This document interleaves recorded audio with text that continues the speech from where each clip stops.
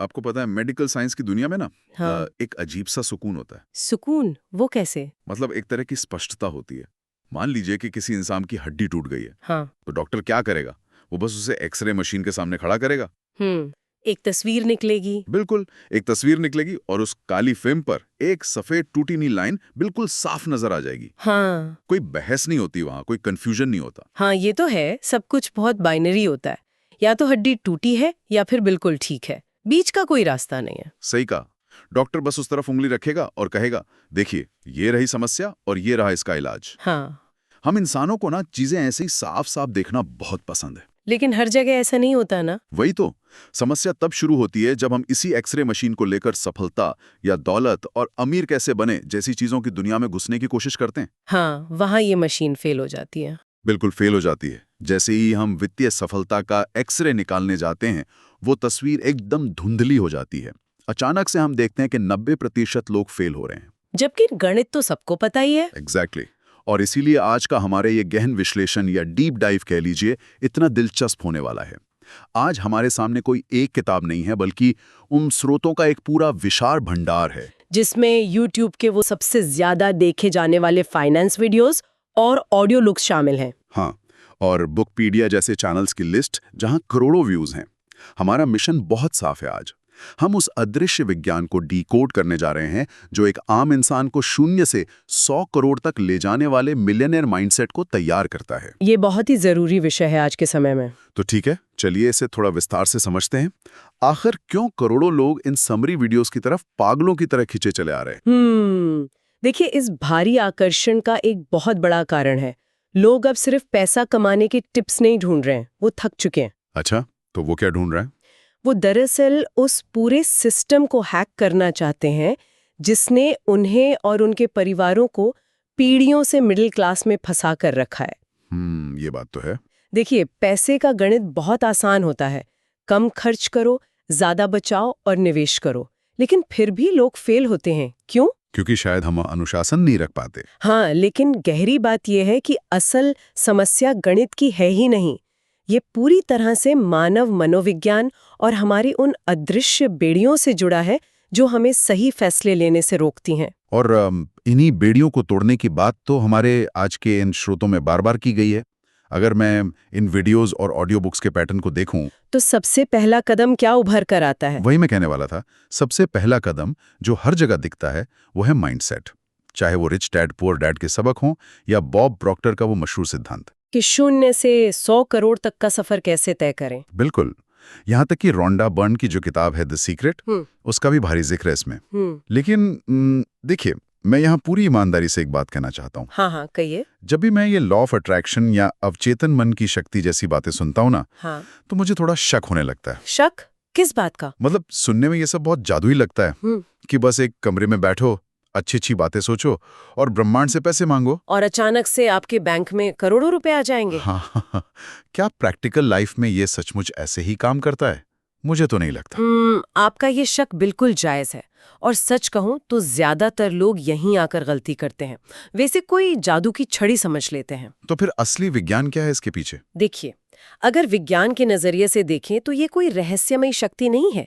ये असल में आपके दिमाग का रेटिकुलर एक्टिवेटिंग सिस्टम है। रेटिकुलर एक्टिवेटिंग सिस्टम यानी RAS। हाँ, RAS। इसे एक फिल्टर की तरह समझिए।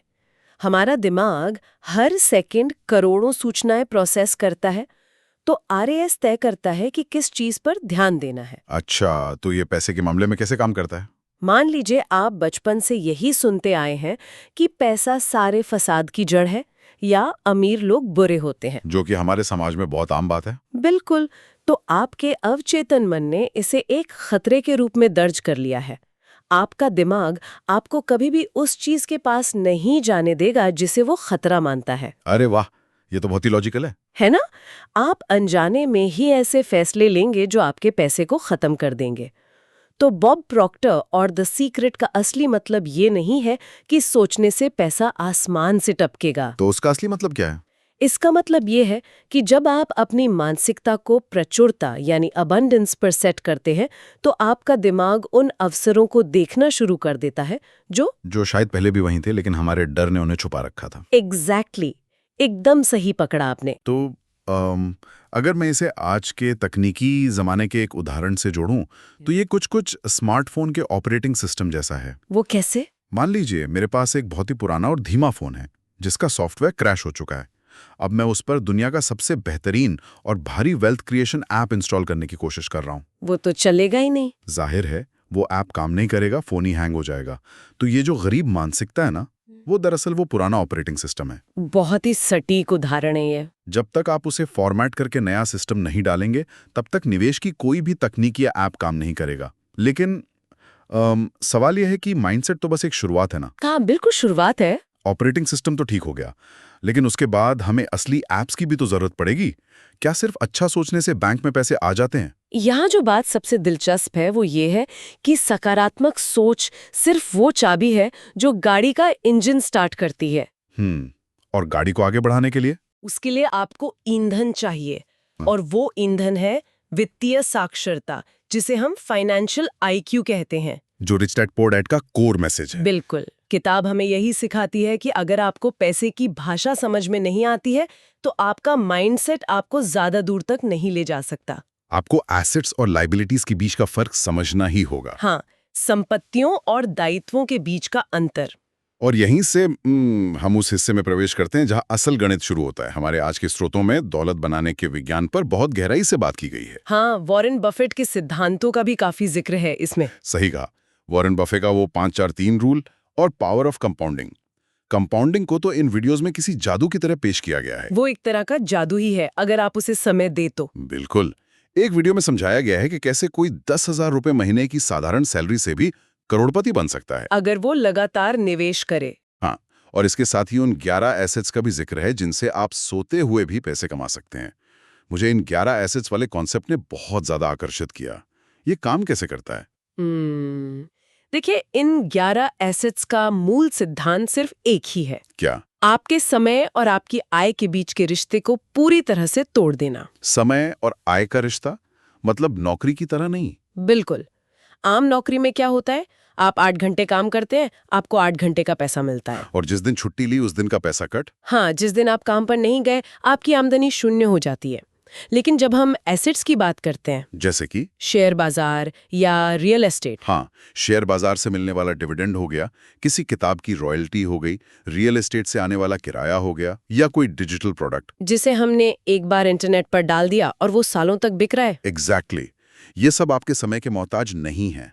और कंपाउंडिंग का असली खेल सिर्फ बैंक के ब्याज तक सीमित नहीं है। तो असली कंपाउंडिंग क्या है?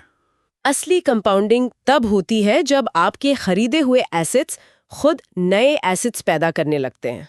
अरे वाह! ये एक स्नोबॉल की तरह है जो पहाड़ से नीचे लुढ़कते हुए लगातार अपने आप बड़ा होता जाता है। यहाँ तक तो सब बहुत तार्किक और लॉजिकल लगता है। लेकिन स्रोतों में 2 ऐसी बातें सामने आई हैं जो हम जैसे आम लोगों के लिए किसी बड़े झटके से कम नहीं है। अच्छा, कौन सी बातें? ये वो हिस्सा है जिसने सच में मेरे दिमाग के तार हिला दिए। यहाँ से बात असल में बेहद दिलचस्प हो जाती है। बताइए बताइए। पहला तो ये कि 3 करोड़ का एक शानदार फ्लैट खरीदना सबसे खराब निवेश यानी वर्स्ट इन्वेस्टमेंट क्यों बताया गया है? ये बहुत से लोगों को चुभ सकता है। बिल्कुल। हमारे समाज में तो अपना घर होना ही सफलता की सबसे बड़ी निशानी है। और दूसरा झटका ये है कि ये कहा गया है कि अमीर लोग कर्ज का इस्तेमाल करके और ज्यादा अमीर बनते हैं। हाँ, ये डेट वाली बात। से दूर भागो। फिर ये अमीर लोग बैंक से लोन लेकर दौलत कैसे खड़ी कर रहे हैं? देखिए, ये पूरी चर्चा का सबसे दिलचस्प विरोधाभास है। इसे समझने के लिए हमें आम इंसान और अमीर इंसान के बीच कर्ज को देखने के बुनियादी नजरिए को समझना होगा। नजरिए का फर्क? हाँ, अमीर लोग कर्ज को कोई अभिशाप नहीं मानते। वो इसे एक टूल या लीवरेज की तरह देखते हैं। वे जानते हैं कि कर्ज 2 तरह का होता है, अच्छा कर्ज और बुरा कर्ज। अच्छा कर्ज? ये शब्द अपने आप में ही विरोधाभासी लगता है। कर्ज अच्छा कैसे हो सकता है? चलिए इसे रिच डैड पुअर डैड की ही भाषा में समझते हैं। बुरा कर्ज वो है जो हर महीने आपकी जेब से पैसा निकालकर बाहर फेंकता है। अब उस 3 करोड़ के फ्लैट का उदाहरण लेते हैं जो आपने पूछा था। हाँ, वो वर्स्ट इन्वेस्टमेंट वाली बात। जब एक आम इंसान ईएमआई पर 3 करोड़ का घर खरीदता है जिसमें उसे खुद रहना है, तो वो सोचता है कि उसने कोई बहुत बड़ी संपत्ति या एसेट बना लिया है। हाँ, सब यही सोचते हैं। पार्टी भी देते हैं घर खरीदने की। बिल्कुल। लेकिन गणित क्या कहता है? वो हर महीने एक भारी भरकम ईएमआई बैंक को दे रहा है, हाँ, उस घर का टैक्स भर रहा है, रख-रखाव का खर्चा उठा रहा है। वो घर उसकी जेब में 1 रुपया भी नहीं डाल रहा है। बल्कि अगले 20 सालों तक उसका सारा पैसा सोखने वाला है। एग्जैक्टली। इसलिए वित्तीय नजरिए से वो घर एक एसेट नहीं है, बल्कि एक लायबिलिटी यानी दायित्व है। ओह, तो फिर इसके विपरीत अच्छा कर्ज क्या होता है? अच्छा कर्ज वो है जो आपकी जेब में पैसा डाले। मान लीजिए एक समझदार निवेशक बैंक से 8% की ब्याज दर पर 1 करोड़ रुपए का लोन लेता है। ठीक है। अब वो इस पैसे से कोई लग्जरी कार या रहने के लिए घर नहीं खरीदता। इसके बजाय वो इस पैसे को एक कमर्शियल प्रॉपर्टी या किसी ऐसे बिजनेस में लगाता है जहां से उसे हर साल 15% का रिटर्न मिलता है। समझ रहा हूँ। अब देखिए, वो बैंक को 8% वापस कर रहा है और बाकी का 7% उसकी अपनी जेब में जा रहा है। और वो भी उस पैसे से जो उसका था ही नहीं। बिल्कुल। बैंक्स का पैसा इस्तेमाल करके वो खुद के लिए मुनाफा कमा रहा है। इसे लिवरेज कहते हैं। ये तो बहुत ही स्मार्ट तरीका है। और इन्फ्लेशन यानी महंगाई भी इसमें उनकी मदद करती है, क्योंकि समय के साथ कर्ज के पैसे की वैल्यू कम होती जाती है, जबकि उनके एसेट्स की कीमत बढ़ती जाती है। तो मतलब आम इंसान अपनी शान और शौकत के लिए कर्ज लेता है और अमीर इंसान संपत्ति खरीदने के लिए। एकदम सही। वाह, ये नजरिया वाकई पूरी सोच को पलट कर रख देता है। लेकिन एक बात बताइए। जी पूछिए। अगर गणित इतना ही सीधा है कि एसेट्स खरीदो, अच्छे कर्ज का इस्तेमाल करो, समय का फायदा उठाओ, तो फिर सब लोग ये क्यों नहीं कर रहे हैं? ज्ञान तो आज इंटरनेट पे मुफ्त में उपलब्ध है। इसका जवाब बहुत गहरा है। हाँ, और इसका जवाब मुझे स्रोतों के अगले हिस्से में मिलता दिख रहा है, जहां बात मॉर्गन हाउसल की किताब द साइकोलॉजी ऑफ मनी से होते हुए कुछ बहुत ही स्याह और रहस्यमयी रास्तों पर चली जाती है। आप डार्क साइकोलॉजी की बात कर रहे हैं ना? हाँ, बिल्कुल। मनोविज्ञान की बात करते करते अचानक हम the 48 laws of power, dark psychology और मैकियावेली की किताब द प्रिंस के खतरनाक राज पर पहुंच जाते हैं। जो कि बहुत जरूरी हिस्सा है इस चर्चा का। लेकिन मुझे ये अजीब लगा, ये अचानक से वॉरेन बफे की दुनिया से निकलकर किसी माफिया की दुनिया जैसा क्यों लगने लगा है? क्योंकि जब आप दौलत बनाते हैं ना, तो उसके साथ ताकत आती है, और जहां ताकत होती है वहां इंसानी फितरत का सबसे स्याह पहलू भी सामने आता ही है। तो मतलब पैसा सिर्फ नंबर नहीं है? बिल्कुल नहीं। द साइकोलॉजी ऑफ मनी हमें यही तो बताती है कि निवेश सिर्फ स्प्रेडशीट पे नहीं होता, ये हमारे दिमाग में होता है। और मैकियावेली, उनका क्या रोल है यहाँ? मैकियावेली और रॉबर्ट ग्रीन की द 48 लॉज ऑफ पावर हमें दुनिया की वो कठोर सच्चाई दिखाते हैं जिसे लोग अक्सर स्वीकार करने से डरते हैं। दुनिया वैसी नहीं है जैसे आदर्श किताबों में लिखी होती है। दुनिया वैसी है जैसी वो असल में है। हाँ, स्वार्थ और लालच से भरी हुई। तो अगर मैं एक एनालॉजी का इस्तेमाल करूं, पैसा कमाना शायद 100 मीटर की एक सीधी रेस हो सकती है, जहां आपको बस सही दिशा में तेज भागना है। अच्छी एनालॉजी है। लेकिन उस पैसे को सुरक्षित रखना, उसे और बढ़ाना और ताकतवर बने रहना, ये 100 मीटर की रेस नहीं है, बल्कि शतरंज का एक बहुत ही जटिल खेल है। बिल्कुल, और शतरंज में आपको पता होना चाहिए कि सामने वाला चाल कैसे चलेगा। हाँ, मोहरे कैसे कुर्बान किए लाते हैं और वजीर कैसे काम करता है। एकदम सटीक एनालॉजी है आपकी। इस शतरंज के खेल में डार्क साइकोलॉजी का मतलब किसी को नुकसान पहुंचाना नहीं होता है। तो फिर क्या होता है? इसका मतलब बस इंसानी फितरत को समझना है, ताकि कोई और आपका नुकसान ना कर सके। जैसे कि कोई आपको धोखा ना दे दे। हाँ, उदाहरण के तौर पर मैकियावेली कहते हैं कि एक लीडर को अपनी भावनाओं पर कठोर नियंत्रण होना चाहिए। ईगो नहीं होना चाहिए। बिल्कुल, जो निवेशक अपने ईगो, लालच या डर के वश में होकर बाजार में फैसले लेता है, वो बर्बाद हो जाता है। आपको ये समझना होगा कि लोग ईर्ष्या करते हैं, लोग धोखा दे सकते हैं। द 48 लॉज ऑफ पावर का एक नियम भी तो है, शायद ऐसा ही कुछ। हाँ, नियम है कि अपने इरादे कभी पूरी तरह जाहिर मत होने दो। हाँ रे। जो लोग अचानक से अमीर होकर शो ऑफ करने लगते हैं, वे अक्सर अपने लिए दुश्मन और खतरे पैदा कर लेते हैं। मैं तो कहूंगी असली दौलत हमेशा शांत होती है। ये सच में बहुत गहरी और डराने वाली सच्चाई है। तो अब तक हमारे पास रिच डैड का माइंडसेट आ गया, वॉरेन बफे के निवेश का तरीका समझ आ गया, एसेट्स और कर्ज का फर्क पता चल गया, और मैकियावेली की दुनियादारी भी आ गई। लेकिन ज्ञान का ये पहाड़ तब तक किसी काम का नहीं है जब तक इसे सोमवार की सुबह असल जिंदगी में लागू न किया जाए। कार्यान्वयन सबसे जरूरी है, इम्प्लीमेंटेशन। वही तो, हर कोई कहता है मुझे अपनी जिंदगी बदलनी है, लेकिन सुबह उठकर लोग फिर से वही पुरानी गलतियां दोहराते हैं। इसीलिए हमारे स्रोतों में आदतों पर इतना जोर दिया गया है। हाँ, हमारे स्रोतों में एटॉमिक हैबिट्स, जॉर्डन पीटरसन के नियम और नेपोलियन हिल के सीक्रेट्स का भारी जिक्र है। इसमें एक 1 आवर रूल की बात की गई है। 1 आवर रूल, हाँ, ये बहुत पावरफुल है। जो कहता है कि दिन के सिर्फ 60 मिनट आपकी पूरी जिंदगी की दिशा बदल सकते हैं। प्रैक्टिकल दुनिया में जहां इंसान नौकरी कर रहा है, घर संभाल रहा है, ये रूल कैसे काम करेगा? देखिए, इम्प्लीमेंटेशन ही वो असली पुल है जो ज्ञान को परिणाम तक ले जाता है। एटॉमिक हैबिट्स का सबसे बड़ा सबक ये है कि आपको रातों रात 180 डिग्री का बदलाव नहीं करना है। तो क्या करना है? आपको बस अपनी पहचान बदलनी है और रोज 1% बेहतर होना है। सिर्फ 1%? हाँ, और 1 आवर रूल इसी 1% का व्यवहारिक रूप है। ये रूल ये नहीं कहता कि आपको दिन भर काम करना है। फिर क्या कहता है? ये कहता है कि अपने दिन के 24 घंटों में से सिर्फ 60 मिनट पूरी क्रूरता के साथ अपने लिए चुरा लीजिए। पूरे क्रूरता के साथ। मुझे ये शब्द पसंद आया। हाँ, उस 1 घंटे में कोई फोन नहीं, कोई सोशल मीडिया नहीं, कोई बहाना नहीं। और उस समय में करना क्या है? उस समय का इस्तेमाल कोई नई स्किल सीखने में, कोई साइड बिजनेस शुरू करने में या अपने स्वास्थ्य को बेहतर बनाने में कीजिए।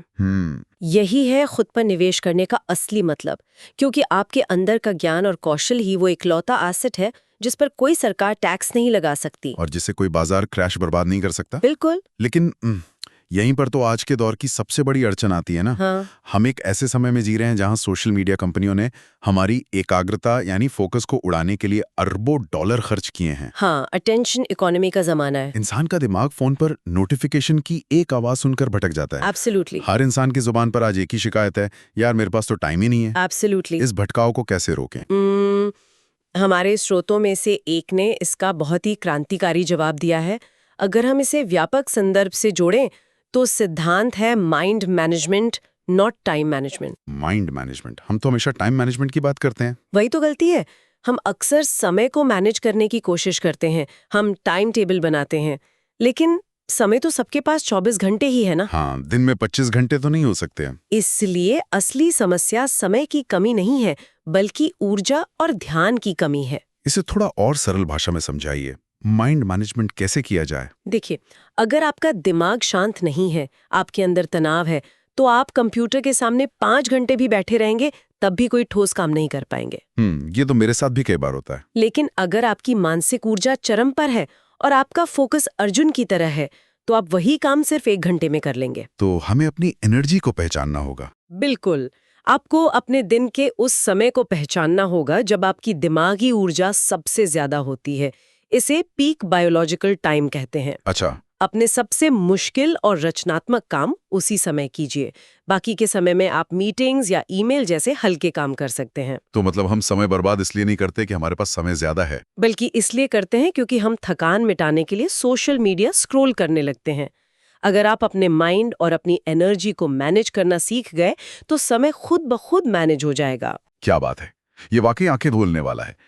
तो अगर हम इस पूरे डीप डाइव को एक साथ पिरोने की कोशिश करें तो ये कोई एक जादू की छड़ी नहीं है। बिल्कुल नहीं। वित्तीय आजादी एक बहुत ही सावधानी से तैयार की जाने वाली रेसिपी है जिसमें कई अलग अलग मसाले पड़ते हैं। हाँ, इसमें आपको रिच डैड वाले माइंडसेट का साफ ऑपरेटिंग सिस्टम चाहिए, वॉरेन बफे के एसेट्स और कंपाउंडिंग का गणित चाहिए, अच्छे कर्ज और बुरे कर्ज के बीच का फर्क समझने की समझदारी भी चाहिए। बिल्कुल।